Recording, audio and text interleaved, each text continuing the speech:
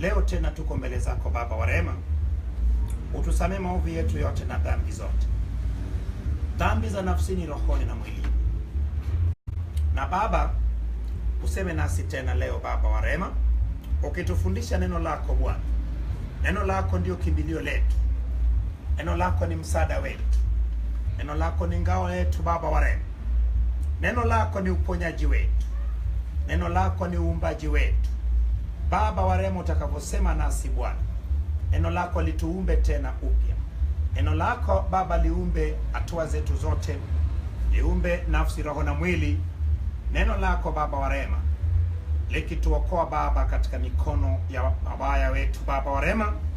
Neno lako litamie na taifa letu Baba, tunayo kazi moja ya kung'oa nguvu ya giza zote zilizotawala ukanda wa Afrika Mashariki na Kati na dunia yote Baba wa rehema. Baba wa rehema, ni wakati wa neno lako la kweli kuhubiriwa Baba. Shetani ametambua kile kinachoinuka sasa hivi, ndio maana Baba anajaribu kupotosha watu wengi Baba wa rehema, lakini Bwana usikubali. Tazama watu hawa Baba uliyewaumba kwa mfano wako na kwa sura yako, na hata ukawashirikisha utawala Baba wa rehema. Baba, usikubali watu hawa wapotee Baba wa rehema, bali ile mapenzi yako ya kuona watu wakifikia toba ya kweli, nasi tunaungana nayo Bwana. Tupe neema Baba ya kujua neno lako, utupe neema ya sisi kuweza kuongea neno lako. Na Baba, tuongeapo neno lako lete mabadiliko katika maisha ya watu wako. Yesu alivyoongea neno Baba wa rehema, wote walipona. Akapita katika masinagogi yao kule Galilaya, akifundisha habari njema ya ufalme wako Baba wa rehema. Wengi Baba wakaponywa, na taarifa zake zikaenea Baba Dekapoli, Yordani Baba, na hata ng'ambo ya Yordani na Yerusalemu, na wengi Baba wakamwendea Baba, kila moja Baba aelewe neno lako, na Baba neno lako la kweli isambaye duniani kote. Tunatukuza jina lako Baba, maana utaendelea Baba kutufundisha neno lako, na katika jina la Yesu Kristo naomba na wote tuseme amen. Amen. Basi mimi nataka niendelee tena leo na maombi. Jana tulisema ya kuwa leo tuendelee na maombi sura ya 11 mpaka sura ya 20. Na nilikwambia kuwa na kuruhusu uunganishe kitabu cha Mambo ya Walawi pamoja na Agano Jipya. Nilikwambia kuwa tofauti ni muhimu sana ijulikane. Kama unavyojua ya kuwa sisi yale tuliyeagizwa na Bwana Yesu kuyashika na kuyaweka kwenye matumizi, hayo ndio yanayetakiwa tuwafundishe watu na kuwaaminisha watu. Watu wa Mungu, kila kitu tunachofundisha juu ya neno la Mungu lazima ujue kabisa ya kuwa msingi wa wokovu ni Yesu. Jinsi ambaye Agano la Kale yote iliongelea taifa moja, taifa la Israeli, ndivyo Agano Jipya yote inaongelea habari za Yesu. Unapoongea habari za Yesu, unaongea habari za ufalme wa Mungu. Na bila shaka watu wa Mungu, chochote unachokisema msingi uwe ni Yesu Kristo na mafundisho yake. Ndio maana alipokuwa anaagiza wanafunzi wake katika ile agizo kuu, aliwaambia kuwa waende wakawafanye mataifa yote kuwa wanafunzi wake, na wakiwabatiza kwa jina la Baba, Mwana na Roho Mtakatifu, na wakiwafundisha kuyashika yote aliyowaagiza. Watu wa Mungu, hili ni agizo ambayo kila kanisa duniani lazima kae katika ile agizo. Kila mtu aliyeokoka anahitaji kukaa katika ile agizo. Ndio maana kama wewe unaaminisha watu kwenye miujiza pasipo kuaminisha watu katika Kristo Yesu na ujio wake mara ya pili, basi wewe sio wa Kristo, wewe ni wa Shetani. Maana watu wa Mungu, manabii wote waliaminisha watu katika Agano la Kale katika ujio wa Yesu. Ndio maana kila nabii alimtaja Yesu kwa jina lake mwenyewe, na kila nabii alimuona Yesu kwa njia tofauti. Manabii wote waliaminisha watu katika ujio wa Yesu mara ya kwanza. Na sasa sisi kama mitume wote na waaminishe watu katika ujio Yesu mara ya ngapi? Ya pili. Lakini sasa Yesu aji tena kuleta wokovu.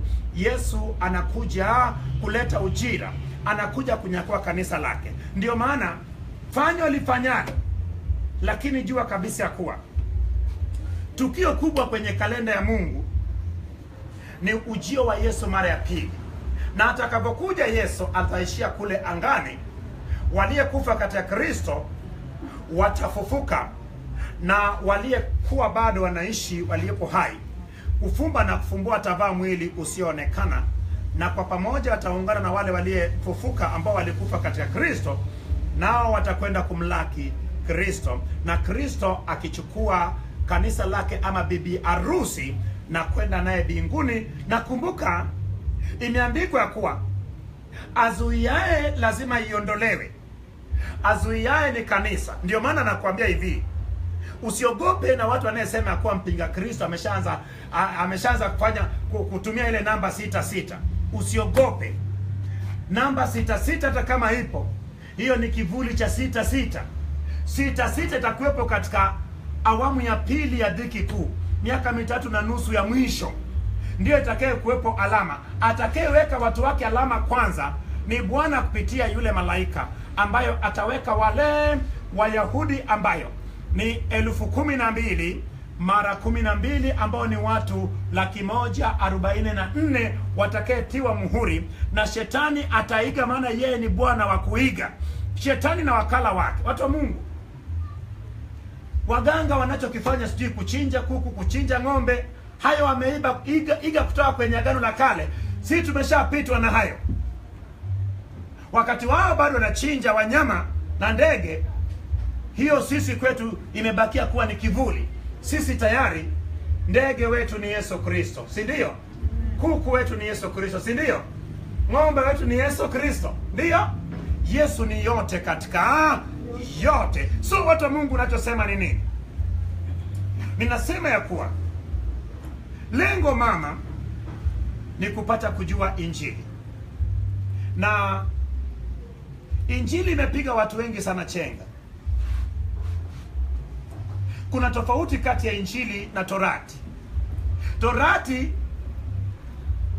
haikuruhusu waliohusiana na Torati ambao ni Wayahudi ama taifa la Israeli kuwaendea wengine. Lakini Injili ni mpango wa Mungu kufikia nani? Kufikia wanadamu. Injili ilikuwa ni mpango wa Mungu ya kufikia taifa moja ambao ni Israeli. Lakini Injili ni mpango wa Mungu wa kufikia mataifa yote ama watu wote. So umeona tofauti kati ya Torati na Injili. Torati haikuruhusu hata mtu wa mataifa achangamane na Wayahudi, kwa sababu Mungu alikuwa anafanya maandalizi kwa ajili ya ujio wa Yesu mara ya kwanza. Umeona sasa? Ndio maana Torati yote iliongoza watu kuelekea katika ujio wa Yesu mara ya kwanza. Na Torati ile yote ni nini? Torati ni kivuli ama ni picha ya Injili. Ndio maana Torati ni Injili iliyofunikwa. Torati ni Injili ambayo haijafikia wakati wake wa kutumika. Torati ni Injili ambayo bado utimilifu wake bado. Lakini Injili ni Torati uliofunuliwa. Injili ni Torati iliyofikia wakati wake wa kutumika. Ndio maana Yesu kama msingi wa Injili akasemaje? Akasema kuwa sikuja kutengua Torati na manabii, bali alikuja kufanya nini? Kuitimiliza. Ina maana Torati, umeona, kuitimiliza na maana ilikuwa haijatimia, ilikuwa imefunikwa. Lakini sasa akaitimiza namna gani? Anaitimiza katika Injili. Ndio maana anapoondoka sasa, haambii wanafunzi wake ya kuwa wafundishe watu kuyashika yote aliyefundisha Musa, lakini anawaagiza ya kuwa enendeni. Umeona, katika Torati haikuambia wana wa Israeli waende. Torati iliwaambia wakae sehemu moja, wasichangamane na wengine. Torati haikuruhusu mtu kumgusa mtu mwenye matatizo, kugusa mtu ambaye anakufa ama aliyekufa. Mtu aliyekufa, bila shaka mtu huyo alinajisika. Lakini Injili inanipa mamlaka kuweka mkono juu ya mtu aliyekufa, nimuombee afufuke, kama Roho Mtakatifu amenifungulia nimuombee. Of course sihitaji kuombea kila mtu afufuke. Ndio maana ishi maisha matakatifu Mtakatifu. Usiishi maisha tu eti ufanye uzinzi eti mimi nitakufufua. Nikufufue kwa lipi? Waliofufuliwa wote kwenye Biblia walikuwa na sababu ya kufufuliwa. Dorcas alifufuliwa kwa sababu gani? Wale wamama walikosa nini? Walikosa mtu ambaye angewashonea yale mavazi wale wajane. Kama kuna sababu ya wewe kuendelea kuishi, nitaomba Mungu ufufuke. Lakini kama wewe umemaliza safari yako, kwa nini usiende kupumzika? Bwana Yesu asifiwe. Sasa watu wa Mungu, naomba kabisa, sisi ni nguzo ya Injili. Sisi ni wana wa Injili. Ndio maana kanisa letu ni agizo kuu la Bwana wetu Yesu Kristo. Kanisa lenyu sio ya Bwana. Yesu hakuacha kanisa. Yesu aliwacha nini? Aliacha wanafunzi. Lakini kanisa ndio vyombo, makanisa ndio vyombo ambayo watu wanapata pale kufanya nini? Kuhubiri Injili kupitia vyombo hivyo ambao ni makanisa. Lakini mtu wa Mungu, nasema hivi, kama nitakufundisha kuomba na kitabu cha Mambo ya Walawi pasipo wewe kujua kitu halisi ambao ni Injili, nitakuwa nimekupotosha kupitiliza. Lakini mimi nasema hivi, kwa nini mimi nakupeleka kwenye kitabu cha Mambo ya Walawi na kufundisha? Mimi nakufundisha kitabu cha Mambo ya Walawi kama kukufundisha Injili iliyofunikwa. Umeona? Ina maana Torati ni Injili wakati bado ilikuwa haijafunuliwa, Injili ambayo ilikuwa haijafikia utimilifu wake. Lakini lengo langu ni unapojua kivuli cha kitu ama picha, ni sawasawa na fundi anapotaka kujenga nyumba, anakuwa na ramani. Fundi atawezi kujenga nyumba pasipo kujua kusoma ile ramani. Lazima kwanza ajue ramani. Ndiyo maana Injili ramani yake ni Torati. Agano Jipya ramani yake ni Agano la Kale. Ndiyo maana watu wa Mungu, Agano la Kale ni Agano Jipya imefunikwa. Agano la Kale ni Agano Jipya ijafikia wakati wake. Lakini sasa je, kwa nini sisi tujifunze Agano la Kale? Watu wa Mungu, nasema hivi, nyumba inaanzia kwenye ramani. Kisha katika ramani inachorwa kabisa kwenye ardhi. Inachorwa ramani ile kwenye ardhi chini. Ikishachorwa, bila shaka sasa ndipo inachimbwa misingi, sasa inaanza kujengwa katika ile ramani. Ndio maana watu wa Mungu, nachosema ni nini? Injili ama Agano Jipya imejengwa juu ya Agano la Kale. Nani anayenielewa? Bwana Yesu asifiwe. Nasema hivyo watu wa Mungu, huu ni wakati ambao dunia imechanganyikiwa. Utakaposikia mtu anahubiri kwenye TV ama kwenye radio ama duniani ama kwenye mkutano, pasipo kuambia watu ujio wa Yesu mara ya pili, mtu huyu anapeleka watu wapi? Wewe unaniaminisha mimi ni miliki ndio, ama mimi nipone ndio, lakini je, nimepona, nimemaliza safari yangu kesho, je, uliniandaje na ujio wa Yesu mara ya pili? Yesu katika kuhubiri Injili aliambia watu hivi, tenda dhambi lakini utakufa, lakini hukumu inakuja, moto wa jehanamu. Yesu alikuwa anafundisha hayo. Lakini sasa hivi hii toa ubarikiwe sana imejaa, sio mbaya, lakini ukishabarikiwa kuna mwisho wa kubarikiwa. Watu wa Mungu, kazi ya Injili, mara nyingi sana naona watu wengi sana wakikosea, lakini tunahitaji kuwaambia, we need to tell them the truth. We don't fear anybody. That is why in the realm of the gospel we need not to fear anybody. We need to tell everybody the truth, because exactly that is what will set them free. How can you teach the word of God without telling people the second coming of Jesus Christ? How can you teach people the word of God without telling them about eternal life? What is the motive of salvation? The motive of salvation is to make people know that there will be a life after, thereafter. We have to tell people what is coming next. Of course, today you are living, but how sure are you that you will continue living tomorrow but one? We are travelers. You know not, or you don't know when you will finish your journey. But let me tell you one thing. These are the things which always differentiate between those who are serving the true gospel and those who are outside the true gospel. Because the salvation is not all about you getting healed or you receiving your miracle. It is all about receiving Jesus, living a holy life, which in the long run will lead you in inheriting the eternal life. Let nobody cheat you. If anybody is teaching you the word of God without telling you that Jesus is coming soon, then that person is having problem. Ask him about the second coming of Jesus Christ. How are you getting prepared? How are you preparing yourself? I need to tell everybody about the second coming of Jesus Christ, regardless of your color.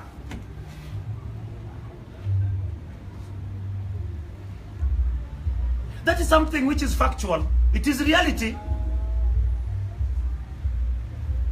I cannot teach the word of God without letting people know the second coming of Jesus Christ. That is why I'm always serious about this. What about you? What is your motive of your salvation? Why do you come to church? So that you can be married? So that you can get a car? Let me tell you one thing. Try to learn the true gospel and get to know what Jesus taught his disciples. We are the disciples of Jesus. Sisi ni wanafunzi wa Yesu. Yesu amefundisha wanafunzi wake. Aliwafundishaje? Siku moja wanafunzi wake wakamuuliza, maana Yesu alikuwa na desturi ya kueleza ukweli. Kama kuna kitu ambacho nimejifunza kwenye maisha yangu, ni kusimamia ukweli. Mara nyingi tunasema kwa au mtafahamu ukweli na huo ukweli tawaweka huru. Je, ukweli na kuwekaje huru? Wakamuuliza Yesu, Bwana, tumeacha kila kitu. Tumeacha wake zetu, tumeacha vitu vyote. Hebu tuambie sisi tutapata nini? Maana kila siku natuambia kwa mwana wa Adamu yuenda kufa, yuenda kuangamizwa. Hebu tuambie. Tayari kumbuke ya kuwa hata Yohana na Yakobo mama yao alishamwambia Bwana ya kuwa atakapochukua utawala, walijua Yesu ya kuwa atawaokoa, atapindua dola la Kirumi, na kisha Yesu ataleta ule utawala wa Daudi pale kwa wakati huo. Mama yao Yohana na Yakobo anamwambia Bwana, umchague mwanangu mmoja awe waziri mkuu, mwingine awe makamu yako, mmoja awe mkono wa kuume, mmoja mkono wa kushoto. Lakini nao pia wakasema kwa Bwana, utufanyie tutakalo. Yesu akamwambia na wao wakawa wanang'ang'ania kwenye habari za kuchaguliwa. Hiyo ndio kitu ambayo wanafunzi wengi wa Yesu wanayo sasa hivi. Wengi waliookoka wamejaa na mambo ya dunia. Lakini watu wa Mungu nasema hivi, Yesu alisemaje kuhusu habari za mambo ya dunia? Tafuteni kwanza ufalme wa Mungu na mengine yote mtazidishiwa. Ndio maana nilikwambia kuwa kuna sura 3 kwenye Biblia, Agano Jipya, ambayo unahitaji kuweka ndani yako iwe kama mwongozo wako. Mathayo sura 5, 6 na 7, hotuba ya mlimani, inamhusu mtu ambayo ni mwanafunzi wa Yesu. Na watu wa Mungu, Yesu aliwaambiaje wanafunzi walipomwambia watapata nini? Aliwaambia ya kuwa watapata mara 2 hapa duniani, lakini pia watapokea uzima wa milele. Lakini hii injili gani ambayo wachungaji wanahubiri pasipo kutaja uzima huu wa milele? Nasema hivyo, watu wa Mungu, hebu badilisha mtazamo wako. Ni kweli ulikwenda kanisani kwa sababu ulikuwa unaumwa, wewe umeshapona. Ulikwenda kanisani maana ulikuwa umelaaniwa, laana imeshaondoka. Kinachofuata ni nini sasa? Kinachofuata, mtu wa Mungu, sasa ni ujifunze neno la Mungu la kweli, uliweke kwenye maisha yako, uishi maisha yanayempendeza Mungu. Watu wa Mungu, nasema hivi, mwisho wa kitu ndio kitu chenyewe. Utakavomalizia safari yako vizuri, mimi wanasema hivi, siku nikimaliza safari yangu, wala watu wanahitaji kukulia, wanahitaji watu waweke muziki wacheze tu. Yeye akisema amemaliza safari yake mzuri, kila mtu anaishi majonjo yake tu. Yaani maana mimi nasema kama ni vita, kapigana vita na mwendo amefanya nini? Ameumaliza. Yani mimi nasema siku nikitangulia mbele ya haki, kazi nimemaliza, watu wacheze. Mchungaji, umejua utakufa mapema. Mimi mpaka nimalize kazi yangu ndio utakufa. Na nikimaliza kazi yangu kama wewe bado ni mzima, wewe siku hiyo utakuta nimeweka pale mdundiko, wewe na wewe dundika tu mdogo mdogo, unasema hapa imeenda vizuri tu. Lakini wewe ukijua kabisa ya kuwa na wewe utakufa, ama usipokufa Yesu atarudi. Bwana Yesu asifiwe. Na kupenda ndio maana nasema hivyo, kwa sababu ningetaka usijue habari za mbinguni, ningekwambia nitolee zaidi ubarikiwe. Mimi ningemiliki bado. Lakini je, itanifaidi nini nikimiliki kila kitu hapa duniani lakini mimi nikose ile uzima wa milele? Ni bora nisimiliki duniani lakini ile uzima wa milele mimi nisiukose, kwa sababu najua kabisa ya kuwa watu wa Mungu utakapopenda fedha, Biblia inasemaje juu anayependa fedha? Apendaye fedha na shiba fedha. Mimi napenda neno la Mungu, ndio maana neno la Mungu siishibi, kila siku naisoma. Wewe unapenda neno la Mungu, ndio maana kila siku kanisani.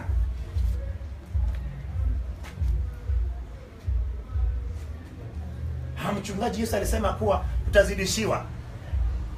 Alikwambia uitafute mpaka umsahau Mungu. Maana Yesu asifiwe. Hasa watu wa Mungu, nimeweka sawa kwa sababu gani? Tunapoomba na kitabu cha mambo ya Walawi, mtu anaweza kusema mchungaji, hasa mbona unafundisha watu mambo ya Walawi tu?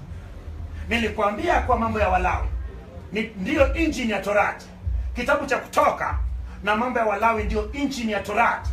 Nitakapokwenda nawe kwenye kitabu cha Hesabu, Kumbukumbu la Torati, Joshua, Waamuzi, Ruti, wa Samueli wa kwanza, Samueli wa pili, Wafalme wa kwanza, Wafalme wa pili, Mambo ya Nyakati ya kwanza, Mambo ya Nyakati wa pili, Ezra, Nehemia, Esther, Ayubu, zote hizo tutakapokwenda kule mbele utabidi kabisa tuwa tunarudi tukiangalia katika nini? Katika Torati. Kwa sababu gani? Kwa sababu vitabu hivyo vyote vimejengwa katika Torati. Utaona mpaka tukifika kwenye Samueli wa kwanza na Samueli wa pili, utaona kabisa mambo yale ya kutolewa sadaka yatakuwepo, lakini sadaka tumeona ikitolewa agizo lake kwenye kitabu cha mambo ya Walawi. Ndio maana watu wa Mungu nasema tukielewa hayo na kujua kabisa kuwa hizo sadaka zote za kumwagwa damu zilikuwa ni picha na taswira ya Yesu, tutakapofika kwa Yesu sasa. Umejua watu wengine hawajui umuhimu wa wokovu kwa sababu hawajui kazi Yesu aliyefanya. Kazi Yesu aliyefanya utaijua pale utakapojua kile kivuli ambayo ni kazi aliyefanya yule ng'ombe wa kafara, yule ng'ombe wa kuteketeza, sadaka kuteketeza, yule mbuzi wa kafara ama yule mbuzi wa Azazel. Utakapojua kazi hiyo, utakapojua ile kazi ambayo alikuwa nayo kuhani mkuu pamoja na taifa la Israeli, bila shaka utajua kuwa ni mzigo gani Yesu aliyebeba. Lakini usipoyajua haya, mnaona bwana Yesu bwana amebeba mzigo, mbona wanachanganyikiwa? Bwana Yesu amebeba mzigo wenu. Lakini usipojua kuwa palikuwa na uhamisho wa dhambi kutoka kwa mwanadamu kwenda kwa yule mnyama aliyepelekwa pale katika mlango wa hema ya makutano, utajuaje Yesu alibebaje dhambi zetu? Utajuaje Yesu kama ni kuhani mkuu? Ndio maana watu wa Mungu nasema hivi, asikudanganye mtu. Biblia inajitegemea. Ndio maana mimi kitu ambacho Mungu amenifundisha, natumia Biblia kutafsiri Biblia. Hii ndio siri ninayo. Hata mtu yote yuko pembe yote duniani anipigie simu niulize, why are you using the Bible to translate the Bible? Because that is what I've been told by the Lord. The Bible is translating itself. Don't use your carnal mind. Oh no, I have the Holy Spirit. The Holy Spirit is revealing to me. Wewe, Biblia inajitafsiri yenyewe. Mimi natumia Biblia kutafsiri Biblia. Nilitoa mfano hapa. Niliwahi kuambia watu kuwa unaposoma Mwanzo sura ya 3 ya kuwa nyoka naye alikuwa nani? Kiumbe mwerevu kuliko wanyama wote wa mwituni. Hebu nikuulize, huyo nyoka aliyeongea kuwa heti, mmeambiwa kuwa msile katika matunda ya miti yote, huyo alikuwa nyoka. Utajuaje maana huyo nyoka? Maana unaposoma pale unasoma nyoka. Nyoka ni nyoka. Ili ujue ile nyoka alikuwa nani, lazima uende kwenye Ufunuo sura ya 12 mstari wa 9. Lazima uende kwenye Ufunuo sura ya 20 mstari wa 3. Na yule joka wa zamani aitwaye Ibilisi na Shetani audanganyaye ulimwengu. Ndipo na joka wa zamani aliyetajwa mara mjoka kwenye sura ya 3 kitabu cha Mwanzo. Kumbe ndio yule ndio Ibilisi na Shetani audanganyaye ulimwengu. Lakini Bwana, ili upate maana yake lazima usome kule. Ndio maana kwenye pale sura ya 3 kitabu cha Mwanzo, ndio maana ni injili imefunikwa. So ukienda kwenye Agano Jipya ambao Agano la Kale imefunuliwa, unapata maana yake. Ni kitu ambacho watu wa Mungu nasema hivi, ukitumia njia hiyo kujua Biblia, wala unahitaji mtu akutafsirie. Unahitaji Roho Mtakatifu tu akupe neema ya kusoma na kuelewa, alafu upitie Biblia yote. Niliposoma Biblia miaka 3 sikuelewa hata sehemu moja. Hakuna aliyeweza kuniongoza. Na nitamani nijue sana. Mtu anakufungulia kitabu cha Isaya sijui 60 mstari wa 1, anasoma Roho ya Bwana yu juu yangu, amenitia mafuta nihubirie maskini habari njema, ufalme wa Mungu. Roho yu juu ya nani? Lakini maana maneno yao ukienda kwenye vitabu vya Injili unakuta Yesu anasema hivyo. Luka sura ya 4 anasema hivyo. Lakini je, kuna muunganiko gani?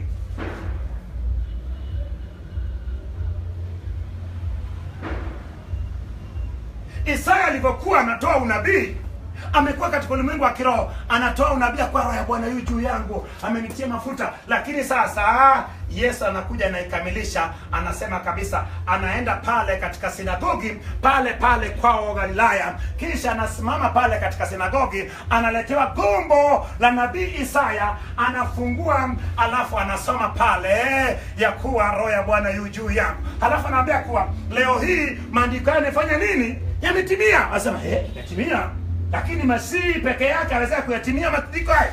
Lakini umeona sasa, ndio nasema watu wa Mungu, soma Biblia, kutulia katika uwepo wa Mungu, ili unapokwenda mbele Biblia inajitafsiri yenyewe.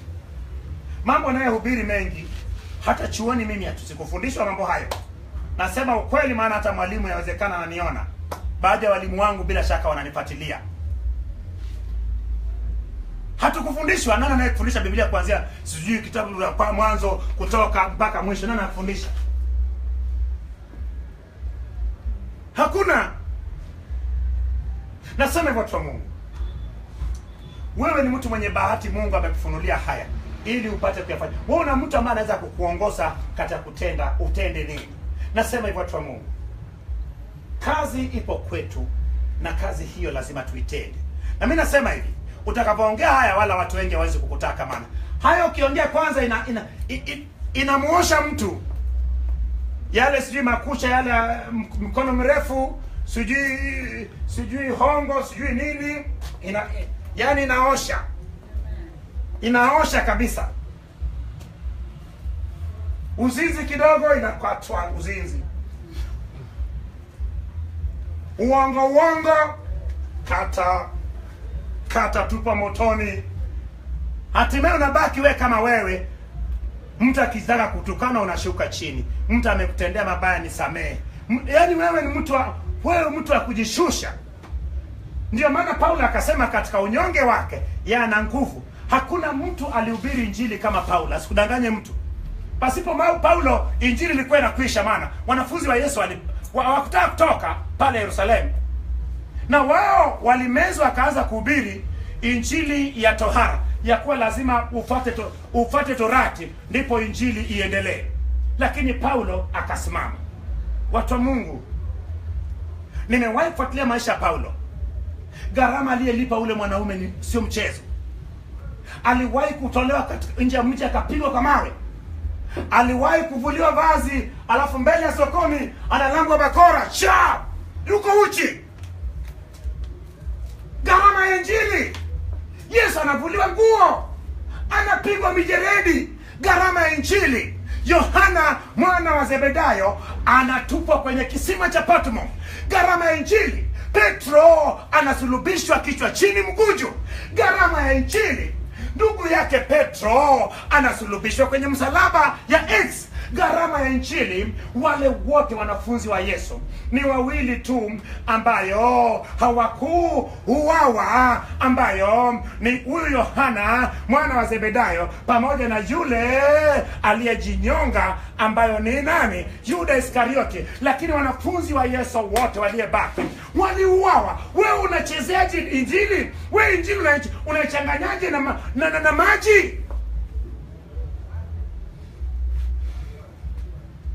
Ndio maana unapohubiri Injili ya kweli lazima vitu viinuke kweli, maana unanywea kikombe kile pamoja na Kristo. Unadhani mimi ninapohubiri hivi inanigharimu nini? Inanigharimu kweli? Hawi mtu hataki pesa bwana. Huyu mtu bwana hataki pesa, kachanganyikiwa, hataki pesa. Yesu aliambiwa amefanya nini? Amechanganyikiwa. Lakini of course ninapohubiri kila mtu anaona niko kinyume naye, kwa sababu natembea katika nuru, nahubiri ukweli. Najua nikimaliza natoa hesabu yangu. Usipokwenda mimi nataka niende. Anayetumainia kumiliki hapa biliki tu, lakini miaka sinaenda. Tunakaribia miaka 2018. Utasikia kesho tuko 2020. Kesho kule tuko 2030 kama wewe ni mzima. Juzi tu ilikuwa 2000 kamili hapa, wewe ulikuwa kwenye mji huu. Tulikuwa bado kasichana. Leo hii imeshapita miaka 17, karibu 18. Mtoto aliyezaliwa 2000 sasa hivi, wengine wameshaolewa, wengine wakubwa kabisa, wengine wanamalizia chuo. Nasema hivyo watu wa Mungu, Injili inakuonyesha kijacho mbele. Injili inakuonyesha maisha ya baadaye. Nasema hivyo watu wa Mungu, yawezekana na kuna mtu mmoja ambaye aweza kaaminika sana katika kitabu cha Mambo ya Walawi na maisha yale. Mimi nasema unajifunza, lakini kumbuka ya kuwa yale yalikuwa ni picha ya mambo yajayo. Sasa nirudi moja kwa moja, ninarudi watu wa Mungu narudi sasa kwenye Mambo ya Walawi sura ya 11. Tulianza nayo jana, si ndio? Tulianza nayo jana Mambo ya Walawi sura ya 11. Na bila shaka kuna watu ambao waliomba na Mambo ya Walawi sura ya 11. Tuliona Mambo ya Walawi sura ya 11 iliongelea wanyama ambayo ni najisi na wasiokuwa najisi, lakini pia ndege waliyekuwa najisi na wasiokuwa najisi, lakini pia ikaongelea pia na iendao juu ya inchi, lakini pia yanayekaa katika maji ambayo yanaweza kuliwa na siyoweza kuliwa. Lakini sura ya 12, nani atakaye nipa ufupisho wa sura ya 12? Mary, sura ya 12 ufupisho wake.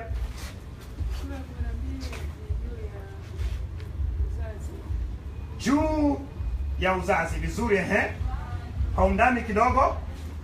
Mwanamke anapokuwa amezaa mtoto wa kiume, ndio, na au wa kike kwa na tofauti. Mtoto wa kiume alikuwa akizaliwa, yule mama anatengwa siku zake zilikuwa siku 7. Ndio.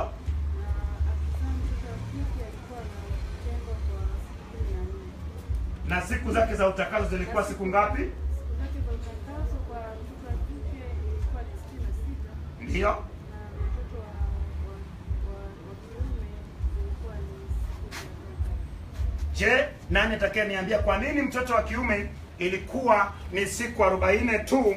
Kwa jumla zile siku za kutengwa 7 pamoja na siku za utakazo siku 33, na mtoto wa kike siku za kutengwa 14 na siku ya utakazo siku 66. Je, kwa nini mtoto wa kike alikuwa anamfanya mama yake akae katika unajisi muda mrefu? Ina maana mara 2 ya mtoto wa kike.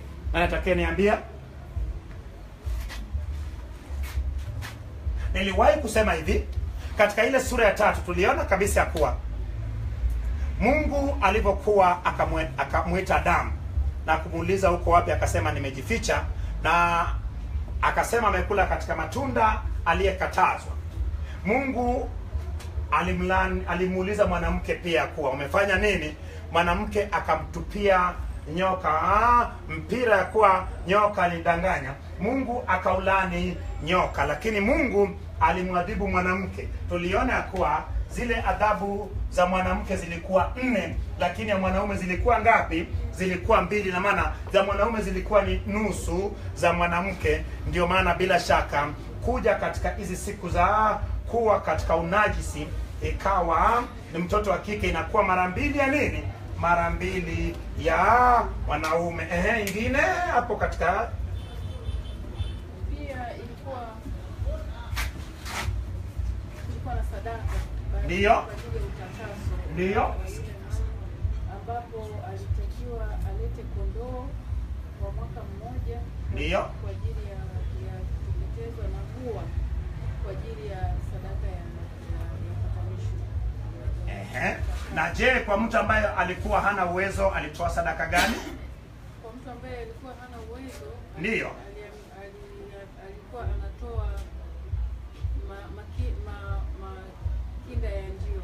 Alikuwa anatoa makinda ya njiwa, na bila shaka tunaona kwenye kitabu cha Luka sura ya 2, Yesu Kristo wazazi wake wa kimwili wale walikuwa hawana uwezo, ndio maana walitoa makinda ya nini?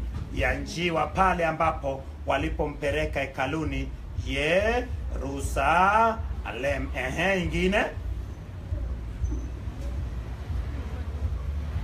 bila shaka, nani atakayeomba na hiyo sura ya 12? Nani atakayeomba na sura ya 12? Mary, hebu nisikie ukiomba, maana umetoa ufupisho huo. Nilitoa nafasi ya mtu kuweza kuiunganisha muunganiko na Agano Jipya. Lengo langu ni mtu mmoja ashike moto na ajue kuomba.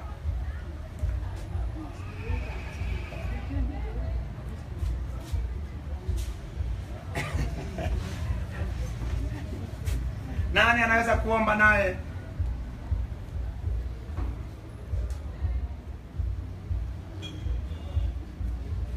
Bila shaka unaweza ukaomba. Tuchukue ya kuwa mtu amepata mtoto.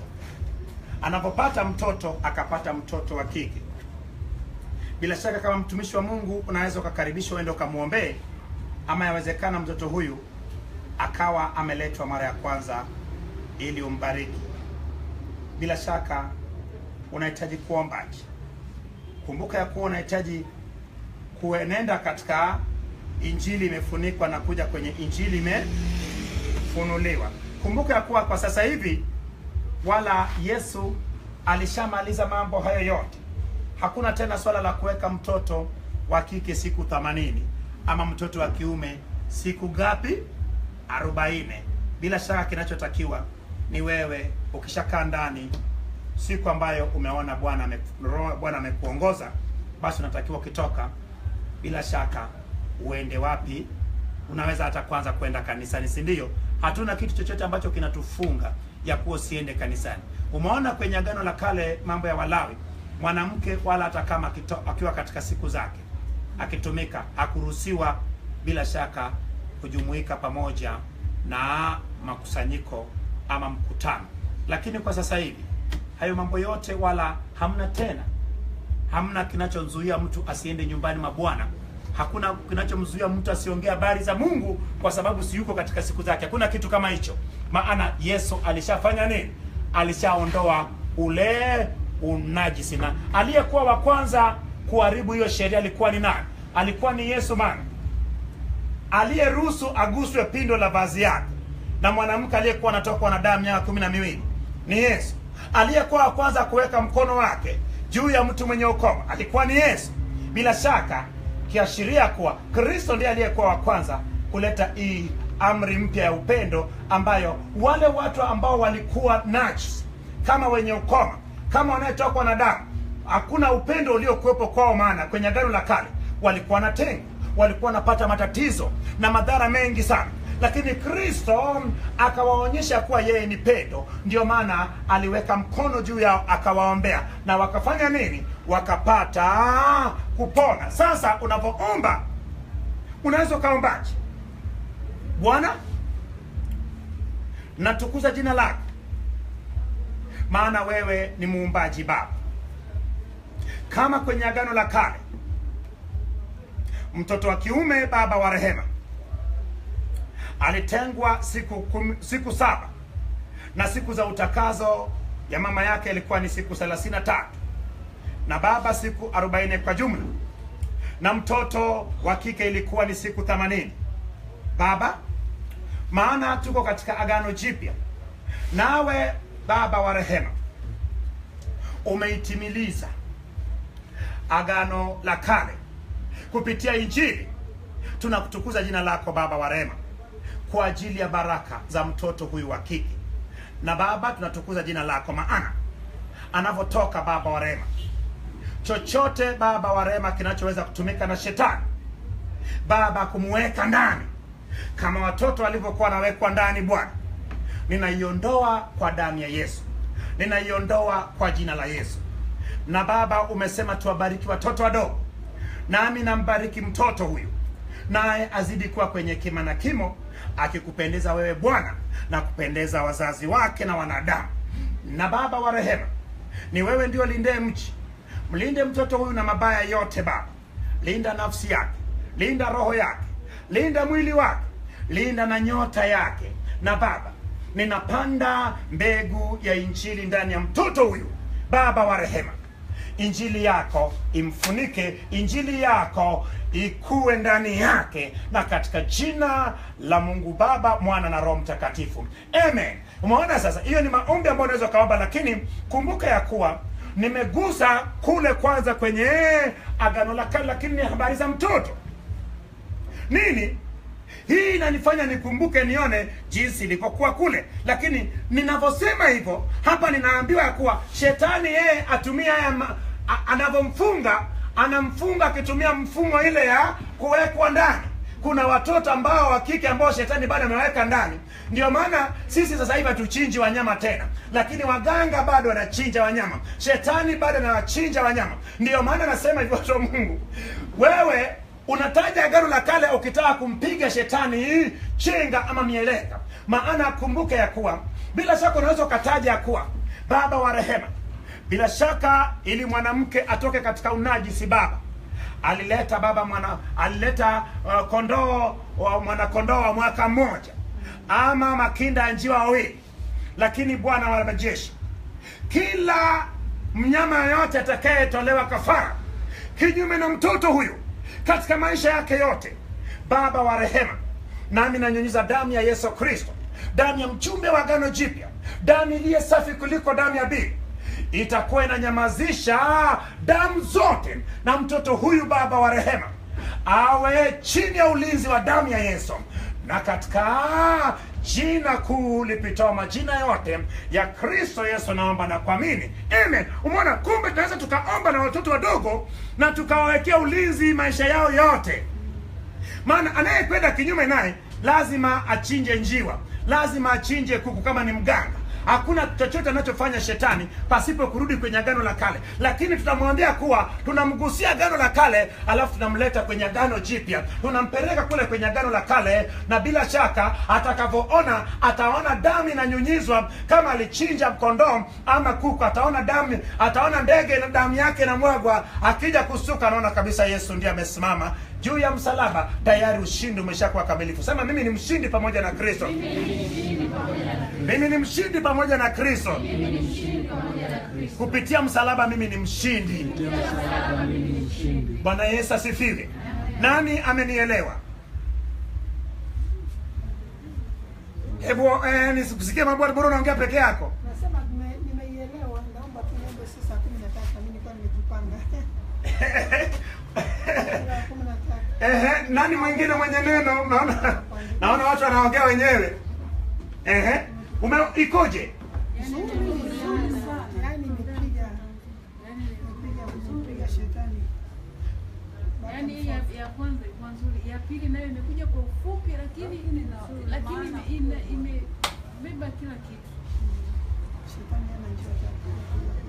Shetani siku zijazo hana njia. Hii ndio nini? Ndio ile tabiriwa na manabii ya kuwa nyakati za mwisho Bwana ataimimina roho yake juu ya watakatifu wake. Umeona? Na ndiyo pia ni kama maji yanavyojaza bahari, ndivyo hekima na maarifa ya kimungu itajaza ulimwengu.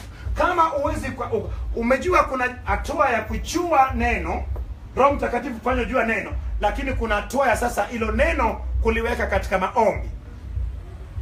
Lakini unavogusa ile damu ya mnyama, hakuna aliye kuloga ambaye hakutoa sadaka ya mnyama. Hakuna aliye kuloga ambaye hakutoa ndege. Njiwa, wewe njiwa si alikuja kadondoa pale kwenye dirisha yako chini. Huyu njiwa alimwangukia mahakamani. Huyu wanakumbana nao huko mahakamani, sio mchezo. Mimi nimeifurahia sana. Umeifurahia sana kivipi? Kwanza ile watoto. Mimi ni huduma ya watoto, hata kutoka hapa nyumbani. Watu wengi wajawazito wasiopata watoto, wakishapata tayari nimeshakuwa mtu wa kwanza. Nimeshakimbia. Yaani karibu watoto wengi wachanga na kutokana na wapokea. Sasa nimeipenda sana hiyo, yani nimepata kitu kikubwa sana. Namshukuru Mungu. Bila shaka fanyeni mazoezi kama una huduma ya watoto. Watoto wa Mungu tunatakiwa sasa tupande na mbegu ya injili kwa watoto. Tupande na mbegu kwa watoto. Kwa nini wale mabibi walikuwa anapokea mtoto kwanza alafu anatema mate kwenye mdomo wake? Anamtemea mtoto mate, amepokea mtoto ndiye amezaliwa alafu anamtemea mate po.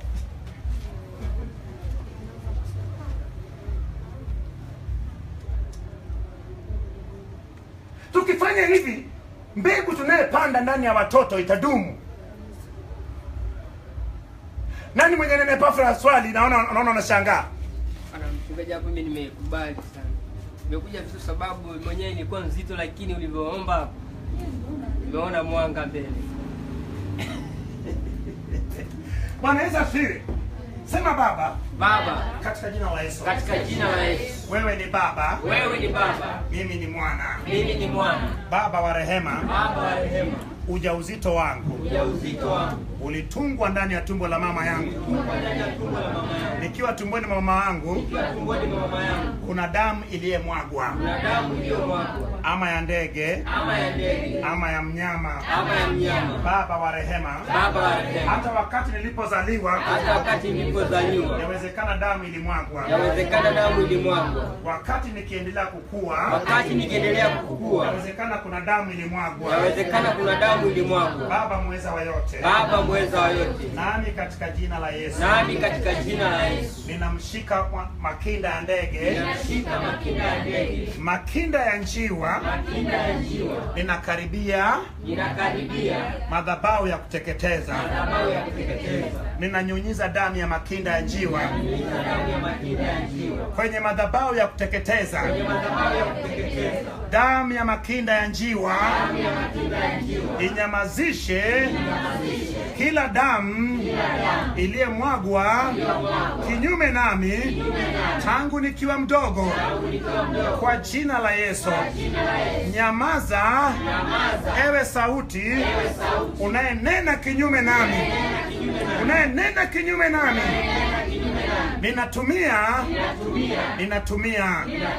Ninatumia damu ya ng'ombe dume. Maana mimi ni kwani. Ili kwani aondolewe dhambi.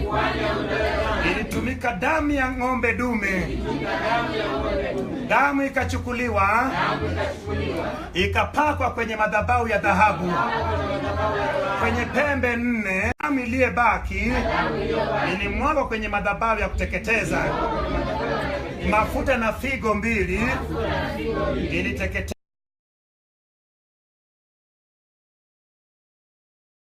Ilienda kuteketezwa nje ya marago.